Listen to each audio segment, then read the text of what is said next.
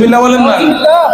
যখন এটা বললেন, আবু তালেব বললেন তাহলে কি করা যায়? আবু জেহেল বললেন তোমার ঘরের ভিতরে একটা তারিখ করো, ওই তারিখে আমরা বসবো। নবী মুহাম্মদ রাসূলুল্লাহ সাল্লাল্লাহু আলাইহি ওয়াসাল্লামকে তুমি নিষেধ করে দিবা, আমাদের মাঝে সকলের উপস্থিত থাকা অবস্থায় তুমি নিষেধ করে দিবা, সে যেন আমাদের ধর্মের বিরুদ্ধে আর কোনো কথা না কয়।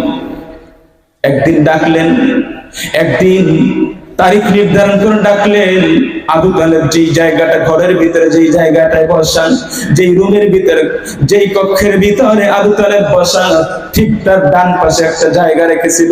ওই জায়গাটা একজন বসতে পারতো, এই জায়গাটা খালি রেখে সমস্ত ওই রুমটা কানায় কানায় ভর্তি হয়ে গেল। নবী যখন শেষ মুহূর্তে সবাই কানায় কানায় ভর্তি হয়ে গেল, আবু জেহেল নবীর আগে গেল, গিয়ে দেখলো যে ওই যে আবু তালেবের ডান পাশে ছোট্ট একটা জায়গা আছে।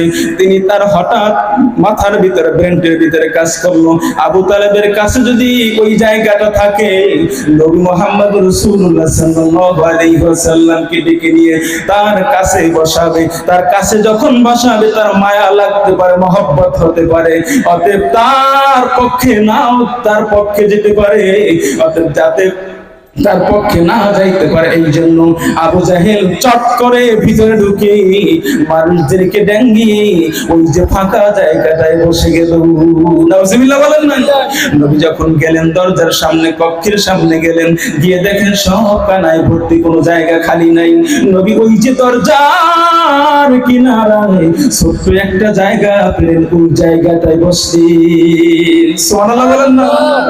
এমন একজন নবী, যেই নবীকে সম্মান দিয়েছেন সমস্ত আম্বিয়ায়ে কেরাম, যেই নবীর উপর খুশি হয়ে স্বয়ং আল্লাহ দুরূদ পড়েন। কথা বলেন ঠিক কি ঠিক না?